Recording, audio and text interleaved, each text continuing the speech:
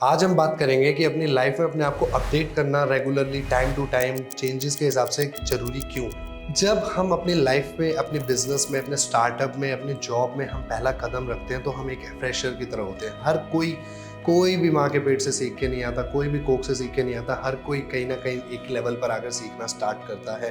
कहीं पर वो छोटी सी क्लर्क की पोस्ट से लगता है, डिलीवरी बॉय लगता है, क्लाइंट की पोस्ट से लगता है। बिल्कुल कहीं ना कहीं हम एक छोटी सी पोस्ट के साथ या अपना छोटा सा बिजनेस, एक स्टार्टअप, अधूरी नॉलेज, हाफ नॉलेज या बाहर से किसी काम की नॉलेज लेकर हम उस काम को स्टार्ट करते हैं। जितने भी आप लोगों में से कहीं ना कहीं एक जॉब में अच्छे लेवल पर आ चुके हैं, बिजनेस में ग्रो कर चुके हैं, आपका स्टार्टअप यूनिकॉर्न बन चुका है, तो आप लोगों ने एक चीज़ नोटिस की होगी कि हमने रेगुलरली अपने काम में कहीं ना कहीं थोड़े बहुत चेंजेस करे, अपनी गलतियों से सीखा, अपने आप को हमने कहीं ना कहीं बेटर बनाया। बेटर बनाना बहुत ज़रूरी है, अपने आप को अपडेट करना टाइम टू टाइम। जैसे जैसे हम बढ़ते चले जाते हैं तो कुछ हम औरों की गलतियों से सीखते हैं, कुछ हम खुद गलतियां करके सीखते हैं, लेकिन सीखते ज़रूर हैं। अब नॉर्मली अगर यूथ में देखा जाए तो हम लोग ना एक गलती बहुत कॉमनली करते हैं। वो होता है कि एक लेवल तक सेटल होने के बाद या अपने बिजनेस को एक लेवल तक पहुंचाने के बाद, जॉब्स में एक पोस्ट, मैनेजर पोस्ट, एक टीएल पोस्ट, एक जनरल मैनेजर पोस्ट, एक एएसएम वाली पोस्ट तक आने के बाद हम अपने आप को रोकना स्टार्ट कर देते हैं। हम सीखना बंद करने लग जाते हैं, हमारे अंदर एटीट्यूड आने लग जाता है, ईगो आने लग जाता है। यकीन मानिए, आपकी कैरियर और बिजनेस का यहीं पर फुल स्टॉप लगता है। कोई फर्क नहीं पड़ता आप कौन सी फील्ड में हैं, आप ऑटोमोबाइल में हैं, आप टेलीकॉम सर्विसेज में, आप मेडिकल सर्विसेज में, आप एसेंशियल सर्विसेज में या आप कंस्ट्रक्शन सर्विसेज में, किसी भी फील्ड में कोई फर्क नहीं पड़ता। आप बस आपकी ग्रोथ को रोकने के लिए सिर्फ एक चीज़ काफ़ी होती है, वो होता है सीखना बंद करना। जिस दिन आप सीखना बंद कर देते हैं, इवेंचुअली आप उस दिन अपनी लाइफ में बढ़ना बंद कर देते हैं। अगर हम समझे एक ग्राफ में, तो ये दोनों चीज़ें पैरेलल चलती हैं। आप जितना सीखते हैं आप उतना सक्सेस के पास आते हैं, आप जितना सीखते जाते हैं आप उतना सक्सेस के पास आते जाते हैं। सीखना बहुत ज़रूरी है। अब नॉर्मली जैसे मैंने आपको बताया गलतियाँ क्या करते हैं। अब मैं सपोज करें कि एग्जांपल की बात करते हैं कि मैंने एक न्यू बिजनेस स्टार्टअप किया।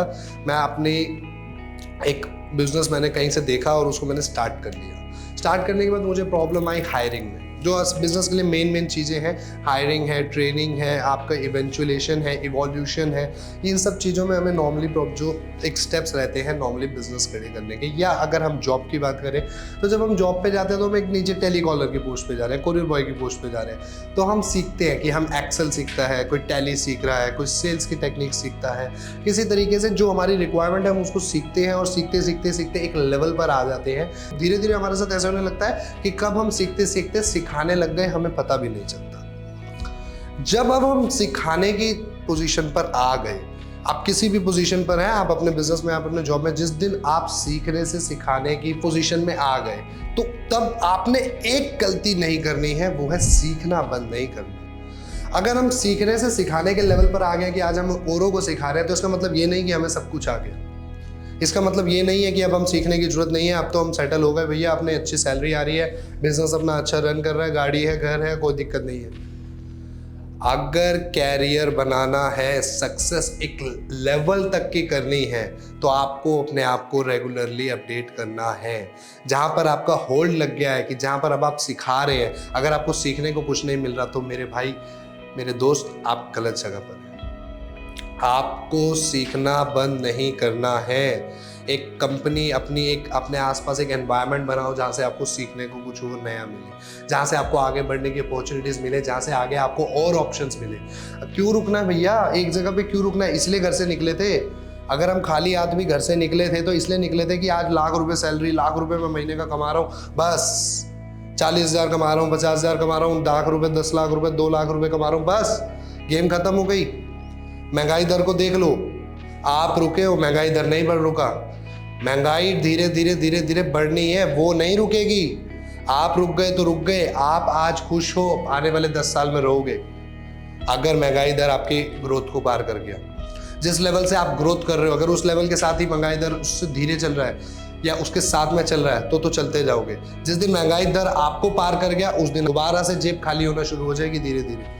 हम अपने आसपास देखते हैं हमारी जो खाने पीने की ज़रूरतें हैं, पेट्रोल है, डीजल है, जो भी मेन हमारी नीड्स हैं, आप उनका अगर अपने 5 साल में अपने माइंड में कोई रिवाइंड करके देखोगे तो कितने का आप पहले लेते थे, आज वो कितने की चीज़ है। महंगाई दर बढ़ रहा है अपने हिसाब से पूरा। अब अपनी ग्रोथ देख लो, मेरी ग्रोथ उस हिसाब से हो रही है। मैं पहले 5,000 कमाता था, अब 8,000 कमाता हूँ, 10 कमाता हूँ, 12 कमाता हूँ, 50,000 कमाता हूँ, लाख रुपए कमाता हूँ। क्या उस स्पीड से आप बढ़ रहे हो? शादी नहीं हुई है तो कल फैमिली प्लान करोगे, शादी हो गई है तो अपने बच्चों को भी इसी तरीके से, जैसे खुद घर से निकले थे खाली जेब, वैसे ही हमारे बच्चों को, अपने बच्चों को, आने वाली जनरेशन को खाली हाथ निकालेंगे? नहीं ना। तो सीखना क्यों बंद करना है? सीखना बंद मत करो। सीखने को जब जहाँ नहीं मिले, पैसा मत देखो, सीखने के लिए भागो, पैसा अपने आप पीछे आएगा, पर सीखना बहुत ज़रूरी है। अब हम एग्जाम्पल की बात करते हैं। हम एक पहले टेलीकॉम इंडस्ट्री ले लेते हैं। टेलीकॉम इंडस्ट्री में एक लीडिंग ब्रांड था जिसका नाम था नोकिया। नोकिया, हर घर में फ़ोन नोकिया, हर जिसके पास देखो, लड़का हो, लड़की हो, मैम हो, पापा हो, टीचर हो, सबके पास नोकिया चलता था। सिर्फ एक चीज़ नोकिया को मरवा गई, मैंने टाइम टू टाइम अपने आप को अपडेट नहीं करना। एंड्रॉयड एक फ्यूचर की तरह एक की बन के, एक पॉसिबिलिटी बन के, एक अपॉर्चुनिटी बन के मार्केट में आया। नोकिया के पास पहले सबसे पहला ऑफर था, क्योंकि नोकिया सबसे ज़्यादा बड़ी लीडिंग कंपनी थी इंडिया की। नोकिया के पास सबसे पहले ऑफर था, लेकिन they decided to go for Windows, not for Android. उन्होंने कहा कि हम विंडोज़ फ़ोन निकालेंगे, एंड्रॉयड से ज़्यादा बढ़िया है, हम इसमें हमें कौन हरा सकता है। आप एंड्रॉयड लाके किसी भी छोटी मोटी कंपनी के पास चले जाओ, हमें कोई फ़र्क नहीं पड़ता। हम हिंदुस्तान के एक एक घर तक पहुँचे हुए हैं। नोकिया की इस चीज़ ने, इस गलती ने कि उसने अपने आप को अपडेट नहीं किया, उसने अपने आप को चेंज नहीं किया, उसने आने वाली एक अपॉर्चुनिटी को ग्रैब नहीं किया, आज जड़ से ख़त्म कर दिया है। अब वही अपॉर्चुनिटी किसने पकड़ी? सैमसंग ने। जब नोकिया के दौर में सैमसंग को कोई जानता नहीं था। सैमसंग के फ़ोन और चाइनीज़ फ़ोन में कोई फ़र्क नहीं मानता था कि सैमसंग का फ़ोन और चाइनीज़ का फ़ोन एक ही बराबर है, एक ही रेट में भी आते थे। सैमसंग ने अपने आप को अपडेट किया, नहीं मैं सीखूंगा, नहीं मैं आगे बढ़ूंगा, नहीं मुझे आगे बढ़ना है, कोई दिक्कत नहीं है, नोकिया ने पूरे मार्केट खा रखे तो कोई बात नहीं, एक दिन मैं भी बनूंगा। उन्होंने एंड्रॉयड को पकड़ा। उसके बाद सबसे पहले उन्होंने अपनी रेंज लॉन्च करी जिसे कहते हैं Samsung Galaxy range, Galaxy S, Galaxy champ, सबसे पहले उनकी ये रेंज आई। धीरे धीरे मार्केट में वायरल होने लगा, धीरे धीरे सैमसंग की बिक्री बढ़ने लगी, सैमसंग के स्टॉक्स बढ़ रहे हैं, शेयर्स बढ़ रहे हैं, धीरे धीरे सैमसंग की प्रमोशन होने लगी। आज आप देख लीजिए, सैमसंग के बराबर कोई डोमेस्टिक कंपनी नहीं है। नोकिया को पूरा जड़ से खत्म कर दिया।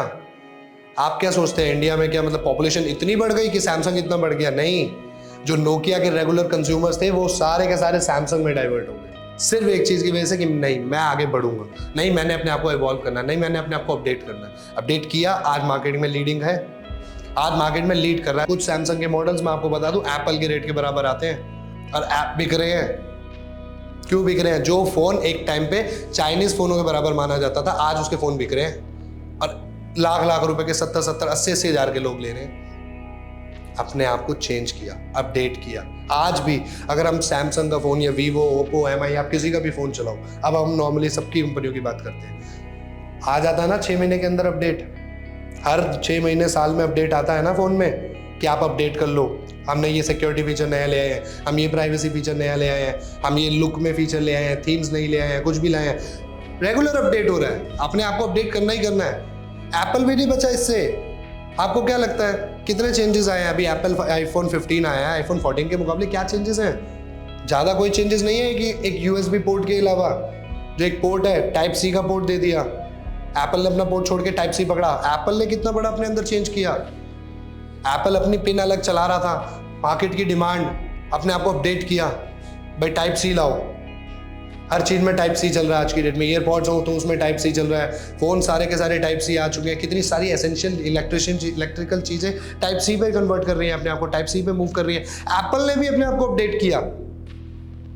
आज एप्पल का जो आईफोन 15 है वो टाइप सी में आ रहा है। अपडेट, अपने आप को अपडेट करना है, मार्केट में लीड करना है, मार्केट में आगे बढ़ना है, मार्केट में नाम बनाए रखना है, अपने बिजनेस को स्टैंड करना है, तो अपडेट करना है। टाइम टू टाइम अपने आप को अपडेट करना ही करना है। जहां अपडेट करना रुक गए वहां पे दूसरी कंपनी खड़ी है, वहां पे दूसरा एम्प्लॉय खड़ा है, वहां पे आपका कंपटीशन खड़ा है, वो आगे बढ़ जाएगा। कौन कहता है अपॉर्चुनिटीज की कमी है? अपॉर्चुनिटीज की कोई कमी नहीं है, अपॉर्चुनिटीज बहुत हैं। बंदा अपने आप को अपडेट करने वाला चाहिए, जो अपने आप को उस तरीके का बना सके, उस लेवल तक पहुंचा सके, बंदा वो चाहिए। तो आज के लिए इतना ही। अपने आप को रेगुलर अपडेट जरूर करो, जाते जाते यही बोलूंगा, सीखना बंद नहीं करना। लेवल बहुत ऊपर जा सकते हो, सारे जा सकते हो, अपने आप को अपडेट करना नहीं छोड़ना है किसी भी कीमत पर। बढ़ना है, अभी बहुत आगे बढ़ना है, तो अपने आप को अपडेट करना नहीं रोकना, सीखना बंद नहीं करना, अपने आप को सिखाते जाओ। अपॉर्चुनिटीज बहुत है, सीखना तो शुरू करो, अपने आप को लायक बनाओ, अपने आप को आगे बढ़ाने का सपना तो देखो। अपॉर्चुनिटीज बहुत है। इसके साथ फिर मिलेंगे एक और वीडियो में एक और नए टॉपिक के साथ। Thank you.